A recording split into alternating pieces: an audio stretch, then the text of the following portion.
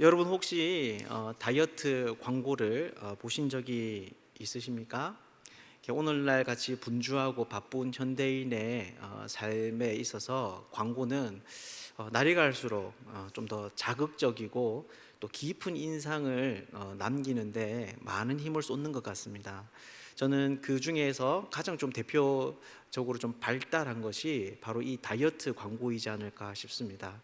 그런데 이 광고를 좀 살펴보면 좀 대부분의 패턴이 좀 정해져 있습니다. 뭐냐 하면 비포와 애프터라고 하는 이 두 가지의 그림을 사람들에게 한꺼번에 제시한다라는 거죠. 그래서 얼마나 많은 이 몸무게의 변화가 있는가, 그리고 또 얼마나 짧은 시일에 이런 변화를 이끌어냈는가라고 하는 것을 한눈에 사람들에게 보여주는 겁니다. 그러면 정말 이 제품과 이 방식을 사용한 사람들의 간증이 없더라도, 그리고 또 이것에 대한 다른 설명이 없더라도 다이어트에 관심이 있는 사람들이면 그 광고에 마음이 끌리는 것이죠. 충동이 일어나 그 제품을 구입하기도 하고, 또 그런 이벤트를 하는 것에 회원권을 끊기도 합니다. 이것은 오늘 본문에 있어서도 역시나 우리에게 일어날 수 있는 그런 반응 중에 하나입니다. 왜냐하면 오늘 본문을 보면 시인이 1절부터 12절까지의 글을 쓰면서 그의 신경이 굉장히 극도로 변하는 것을 볼 수 있기 때문입니다. 1절의 초반부에는 보면 이제 좀 우울하고 또 힘이 없는 것 같아 보이지만 끝으로 가면 정말 이 사람이 소망과 기대 가운데 살아나는 것을 보게 되는 것이죠. 그래서 1절을 보면 이렇게 이야기합니다. 여호와여 나의 말에 귀를 기울이사 나의 심정을 헤아려 주소서. 여기 보면 이제 비슷한 말이 두 번이나 나오죠. 귀를 기울여 달라, 나의 심정을 헤아려 달라. 2절도 마찬가지입니다. 나의 왕 나의 하나님이여 내가 부르짖는 소리를 들으소서. 내가 주께 기도하나이다. 내가 부르짖습니다. 내 기도를 들으소서. 내가 기도하나이다. 여러분, 즉 시인은 오늘 이 시를 1, 2절을 통하여서 어떻게 열고 있습니까? 바로 자신이 당한 일로 인하여서 불안하고 초조한 그 정서를 그대로 드러내고 있습니다.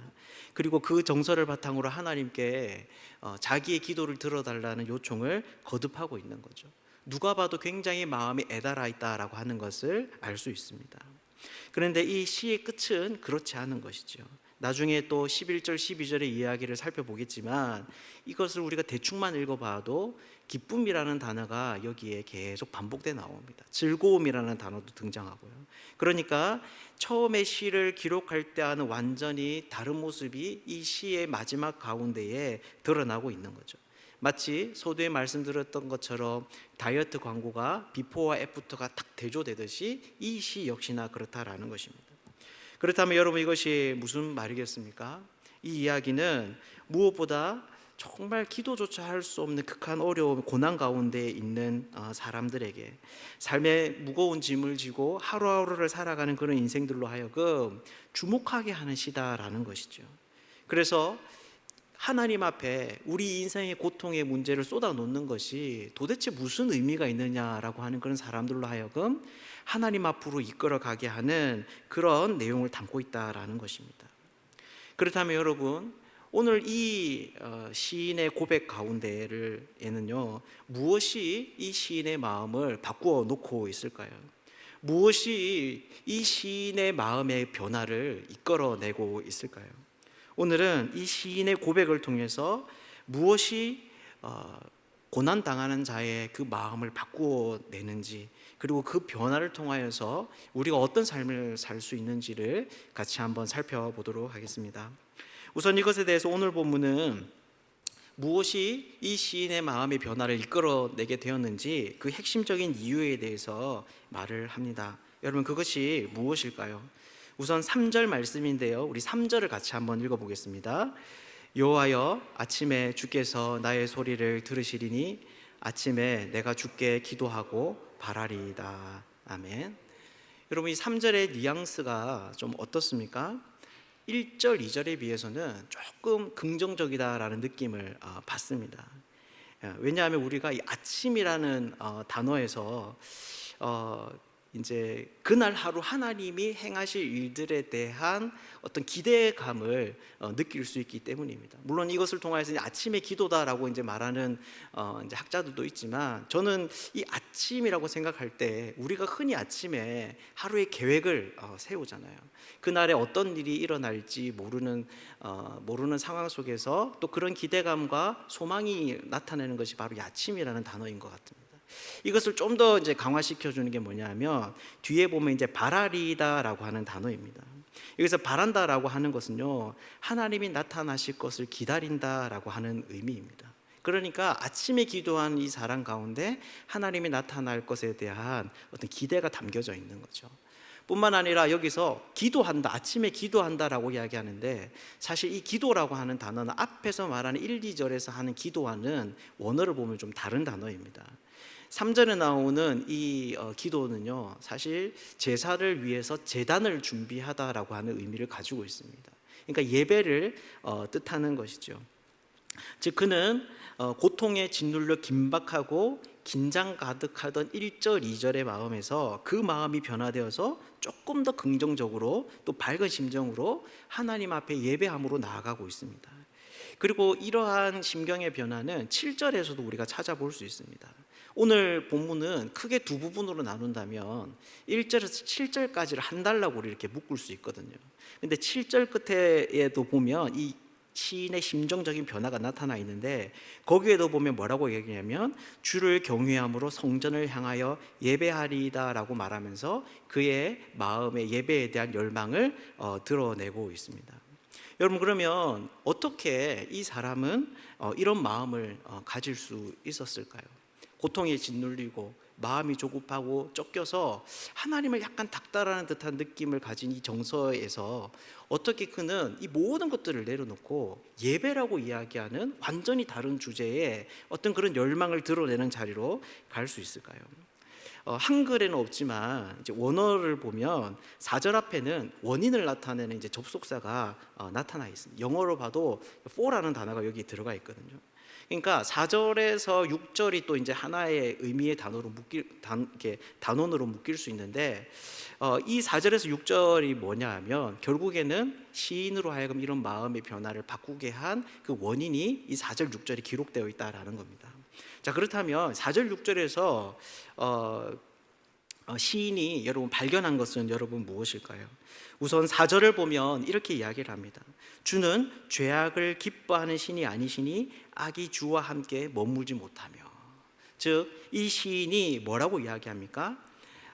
하나님이 어떠한 분이신가라고 하는 것을 시인이 말하고 있습니다.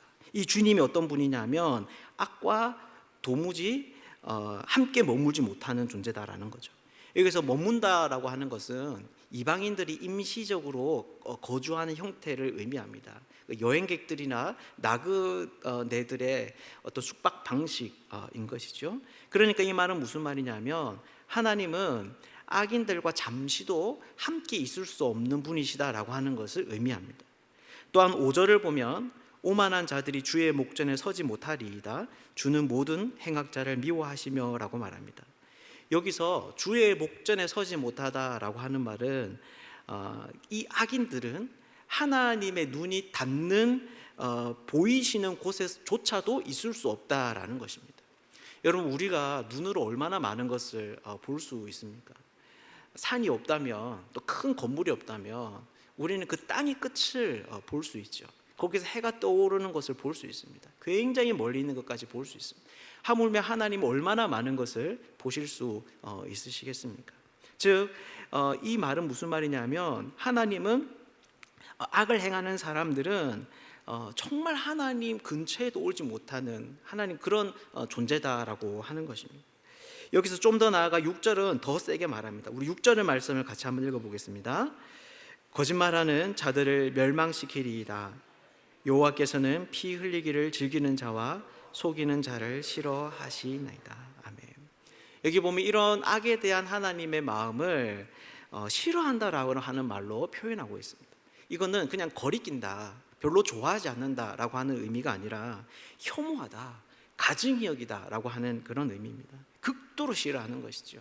그래서 하나님이 이 악을 어떻게 하고 있습니까? 멸망시킨다라고 이야기를 합니다. 억지로 그래도 있는 것은 내가 내 눈에만 안 보이면 내가 그래 봐줄 수 있어.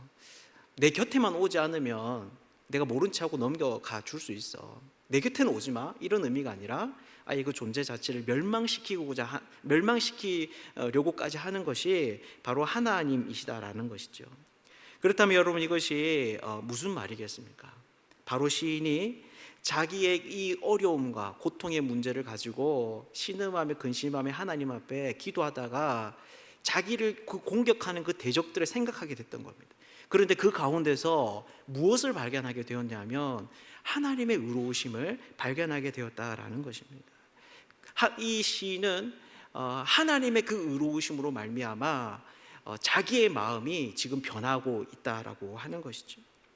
여러분, 그렇다면 이런 하나님의 의로우심이 어떻게 이 시인의 마음을 바꾸어 놓을까요? 어떻게 이 하나님의 의로우심이 그로 하여금 예배하는 자리로 이 시인을 데려가는 것일까요? 이러한 하나님의 의로우심에 대한 발견은 시인으로 하여금 한 가지를 깨닫게 합니다. 우리 7절인데요, 우리 7절 말씀을 같이 한번 읽어보겠습니다. 오직 나는 주의 풍성한 사람을 힘입어 주의 집에 들어가 주를 경외함으로 성전을 향하여 예배하리이다. 아멘. 여기 7절의 시작이 오직이라는 말로 번역을 했는데, 이것도 좋은 번역이지만 조금 더 정확한 의미는 이제 그러나라고 하는 의미가 좀 더 정확합니다. 영어로 봐도 그렇게 번역이 되어 있고요. 그러니까 여기서 하는 말은 뭐냐면, 악인들은 여호와께서 그렇게 싫어하시지만 자기는 그렇지 않다라는 거죠. 자기 자신은 하나님의 풍성한 사랑을 받았다라는 것입니다. 여러분, 그렇다면 이것이 무슨 말이겠습니까? 이것은 논리적으로 우리가 두 단계로 나눠서 설명을 할 수 있습니다. 먼저는 시인이 의로우신 하나님 앞에서 자기와 다른 사람들을 비교해 보았다라는 것입니다. 그랬더니 실제의 행위는 자기와 그 악인들의 행위가 다르지 않았다라고 하는 거죠. 이 시편 5편을 학자들은 이제 다윗의 시라고 또 이야기를 합니다. 다윗이 이 글을 지었다라고 생각해 보았을 때에도 다윗의 행위가 이 악인들의 행위와 크게 다르지 않은 거죠. 여러분, 다윗이 어떤 삶을 살았습니까? 자신의 그 치부를 숨기기 위해서 살인을 했습니다. 또 거짓도 그가 이야기합니다. 때로는 마음이 높아져서 오만한 저처럼 범죄하기도 했던 것이 다윗의 인생입니다. 그러니까 시인의 생각이 이 하나님을 생각할 때 어떤 생각이 드느냐면, 자기 자신도 다른 악인들처럼 도무지 하나님 앞에 설 수 없는 그런 존재다라는 생각이 그 가운데 들 수 있다라는 거죠. 그런데 이 말을 하고 있는 이 시점에 이 시인은 또 지금 어떤 상황에 있는 것입니까? 놀랍게도 자기는 다른 악인들과 다르게 하나님의 앞에 나와서 기도하고 있고 예배하고 있고 그분의 목전 앞에 서서 그분 앞에 나아가고 있다라는 것입니다. 자기 자신도 다른 대적들과 마찬가지로 하나님 앞에 설 수 없는 사람인데, 자기만 유독 그들과 다르게 하나님과 관계할 수 있는 존재로 세워졌다라고 하는 것이죠. 그렇게 그가 여기에서 여러분 무엇을 깨달았겠습니까? 바로 자기 자신은 다른 사람들과 다른 어떤 특별한 사랑을 받았구나라고 하는 것을 알게 되는 것입니다. 자신과 그들이 행위에서는 전혀 차이점이 없는데, 그래서 원래는 하나님 앞에서 동등한 대우를 받아야 되는데 유독 자신에게만 이런 호의가 주어졌으니 이것은 하나님의 사랑 이외에는 도무지 설명할 방법이 없다라고 하는 것이죠. 그래서 그가 하게 되는 것이 무엇입니까? 예배하는 것입니다. 이것을 알게 되자 그는 더 이상 불안과 초조에 발목 잡혀져 있지 않고 기대와 소망을 가지고 하나님을 예배하는 자리로 나아가는 것이죠. 여러분, 그렇다면 결국 이것이 우리에게 말해주는 것이 무엇이겠습니까? 바로 이 시인의 마음을 바꾸어 놓는 그 핵심적인 요인은 하나님의 의로우심에 대한 깨달음이었다라는 것입니다. 이 깨달음이 고통 가운데서도 시인으로 하여금 나는 하나님께 풍성한 사랑을 받은 자라고 이야기를 하고 있는 것이죠. 이 깨달음이 자기 문제로 하나님을 닥달하던 그런 상황 속에서 하나님을 역경적으로 높이고 영광을 돌리는 복된 인생으로서의 삶을 살도록 그를 변화시키고 있다는 것입니다. 사랑하는 여러분, 이것은 오늘날 우리들도 마찬가지입니다. 즉 우리들도 이런 하나님의 의로우심을 깊이 생각할 때 모든 상황을 넘어서는 그런 풍성한 하나님의 사랑을 경험할 수 있다는 거죠. 그리고 이런 하나님의 의로우심을 깨달을 때 우리가 그 상황을 넘어 하나님이 기뻐하시는, 하나님을 예배하고자 하는 열망으로 우리가 하나님 앞에 갈 수 있다는 것입니다. 여러분들은 어떻습니까? 여러분들도 이런 하나님의 의로움에서 알게 되는 그 풍성한 사랑을 여러분 경험하고 계십니까?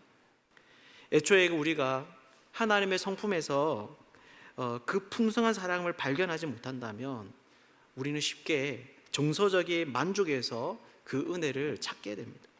그래서 더 뜨겁고 더 감동적이고 더 나를 영적으로 고양시켜 줄 수 있는 자극을 찾아 나서게 됩니다. 그래서 오늘날 소위 말하는 잘 나가는 교회에서 가장 힘을 많이 쏟는 것 중에 하나가 바로 찬양팀을 잘 세우는 것입니다.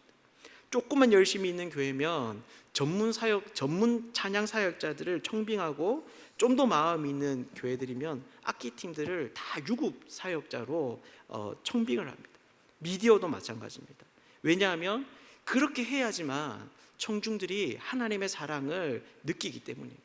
그렇게 해야지만 그 사랑 안에서 풍성함을 노래하며 예배에 집중하게 된다라고 하는 것을 교회가 아는 것이죠.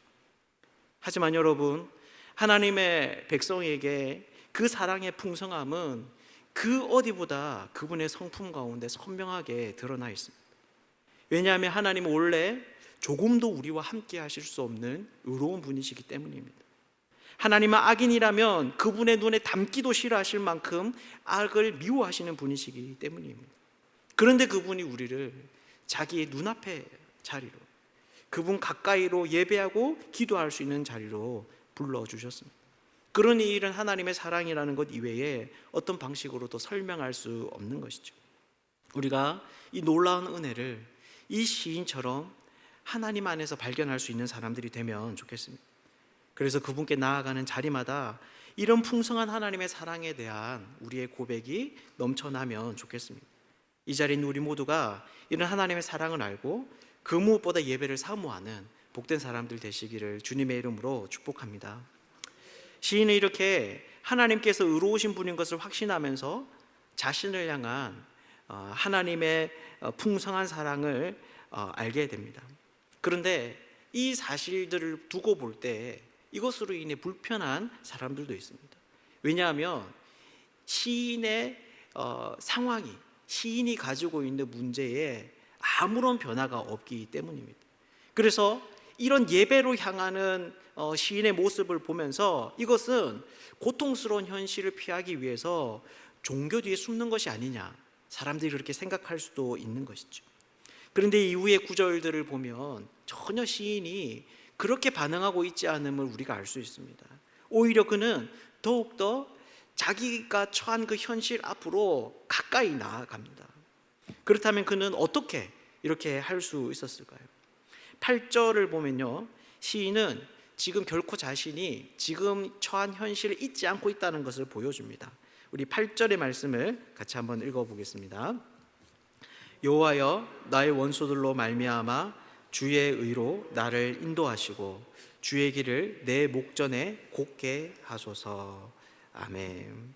네, 여기에 끝을 보면 내 목전에 곧게 하소서라고 말하는데 이것은 자신의 삶에 있는 유혹과 그 장애물들을 제거해 달라는 기도입니다. 그런데 여러분, 그 이유가 무엇입니까? 바로 원수들 때문입니다. 즉 시인은 하나님의 그 풍성한 사랑을 깨닫고 누리는 그 자리에 있었지만, 그 은혜를 경험하고 있었지만 또한 동시에 자기가 살아가는 이 현실에는 여전히 자기를 망가뜨리려는 원수들이 존재하고 있다는 것을 기억하고 있었다는 겁니다. 현실은 위험천만한 곳인 것을 명심하고 있는 거죠. 그래서 9절을 보면 그는 이어서 이렇게 기도합니다. 우리 9절 말씀도 읽어보겠습니다. 그들의 입에 신실함이 없고 그들의 심중이 심히 약하며 그들의 목구멍은 열린 무덤 같고 그들의 혀로는 아첨 하나이다. 아멘. 즉 이 문제를 가지고 이 시인은 하나님께 기도하고 있는 거예요. 근데 여러분 이 기도의 내용이 여러분 어떻습니까? 그냥 이렇게 보면 느낌상으로 마치 고자질하는 것처럼 보입니다. 어린 학생이 선생님한테 가서 선생님, 얘 이런 일을 잘못했어요. 이렇게 일로 좀 바치는 것처럼 보이는 것이죠. 그래서 그 내용을 보면 이렇습니다. 신실함이 없다라고 이야기하는데 이것은 그들의 말이 믿을 만하지 못하다라는 것입니다. 그런데 그러니까 그들이 하는 말이 이제 거짓말투성이다라고 하는 거죠. 그런데 이거는 우발적인 것이 아니었습니다. 왜냐하면 이후에 보면 심중이 심히 악하며라고 이야기를 하는데 이 말은 뭐 말이냐면 계획적으로 이들이 이런 거짓말을 했다라는 것입니다. 어떤 계획을 가지고 시인을 나를 우리를 이제 넘어뜨리기 위해서 그런 계획을 따라서 말을 하고 있는 것이죠. 그렇다면 그들이 계획한 바는 여러분 무엇일까요? 이어서 보면 그들의 목구멍은 열린 무덤 같고 그들의 혀로는 아첨 하나이다 라고 이야기를 합니다. 여기서 열린 무덤은 죽음 혹은 사람을 파산하게 하는 것을 의미합니다. 즉 그들은 이런 철저한 계획 속에서 거짓과 속임수로 시인을 죽음과 파산으로 데려가려고 하고 있는 것입니다. 시인은 이것을 하나님께 아뢰고 있는 것이죠. 여러분 왜 그렇겠습니까? 사실 우리가 고상한 그리스도인이라면 그냥 나를 이 어려운 가운데서 건져내 주십시오, 하나님 나를 구원해 주십시오 라고 말해도 충분할 텐데 왜 그는 하나님께 자기 대적의 악함을 들추어내어 하나님께 고하고 있는 것일까요? 그것은 바로 하나님께서 의로우신 분임을 시인이 알았던 것입니다. 그래서 10절을 보면 하나님께서 그들을 정죄하시고 그 악인들을 죄에 빠지게 하시고 그들을 쫓아내어 달라고 이야기합니다. 즉 하나님께서 심판해 달라는 것이죠. 그리고 점점 더 나아가 뭐라고 이야기합니까? 자기가 이렇게 말하는 이유를 그 사람들이 나를 너무 힘들게 했어요, 나를 너무 고통스럽게 했어요 라고 말하지 않고 그들이 주를 배역함이니이다 라고 이야기를 합니다. 즉 이 사람들이 하나님을 배반했다, 하나님 앞에 패역하게 행동했다, 이렇게 말을 하고 있는 것이죠. 다시 말해서 이 내용들을 정리해 보면요, 시인은 하나님께서 의로우신 분임을 기도하는 중에 발견했습니다.